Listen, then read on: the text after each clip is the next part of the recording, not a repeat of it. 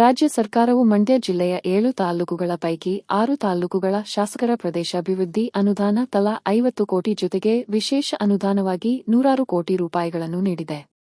ಆದರೆ ಜೆಡಿಎಸ್ ಶಾಸಕ ಎಂಬ ಕಾರಣಕ್ಕಾಗಿ ಕೃಷ್ಣರಾಜಪೇಟೆ ಕ್ಷೇತ್ರಕ್ಕೆ ಕೇವಲ 25 ಕೋಟಿ ಅನುದಾನ ನೀಡಿ ತಾರತಮ್ಯ ಮಾಡುತ್ತಿದೆ. ಇದರಿಂದ ನಮ್ಮ ಕೃಷ್ಣರಾಜಪೇಟೆ ತಾಲೂಕಿನ ಅಭಿವೃದ್ಧಿಗೆ ಹಿನ್ನಡೆಯಾಗುತ್ತಿದೆ. ಜಿಲ್ಲೆಯ ಅಭಿವೃದ್ಧಿಗೆ ಬಗ್ಗೆ ಚರ್ಚೆ ನಡೆಸುವ ಸಭೆಗೆ ಮಂಡ್ಯ ಜಿಲ್ಲೆಯ ಶಾಸಕರ ಸಭೆ ಕರೆಯುವಾಗ ಮುಖ್ಯಮಂತ್ರಿಗಳು ಕಾಂಗ್ರೆಸ್ ಪಕ್ಷದ 6 ಮಂದಿ ಶಾಸಕರನ್ನು ಮಾತ್ರ ಸಭೆಗೆ ಕರೆಯುತ್ತಾರೆ.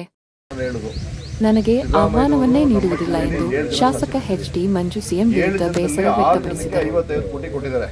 ನನಗೊಬ್ಬರು ಮಾತ್ರ ಅವರೆಲ್ಲರೂ ಡೆವಲಪ್ಮೆಂಟ್ ವಿಚಾರಕ್ಕೆ ಮೀಟಿಂಗ್ ಕರೀತಾರೆ, ನಾನು ಒಬ್ಬರು ಕರೆಯಲ್ಲ. ಯಾಕೆ? ನಾನು JDS.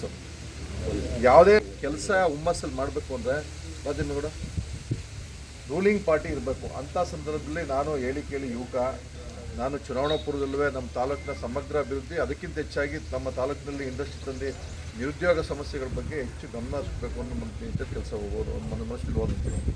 ಆದರೆ ಪರಿಸ್ಥಿತಿ ಇವತ್ತು ನನ್ನ ಏನು ಹುಮ್ಮಸ್ಸಲ್ಲಿ ಕೆಲಸ ಮಾಡೋಕ್ಕೆ ಹೋದೆ, ಅದಕ್ಕೆ ನಾನು ಅಷ್ಟೊಂದು ಹುಮ್ಮಸ್ಸಲ್ಲಿ ಕೆಲಸ ಮಾಡೋಕ್ಕಾಗ್ತದೆ. ಯಾಕೆ ಅಂದರೆ ಕಾರಣ ಸರ್ಕಾರ ಇಲ್ಲ.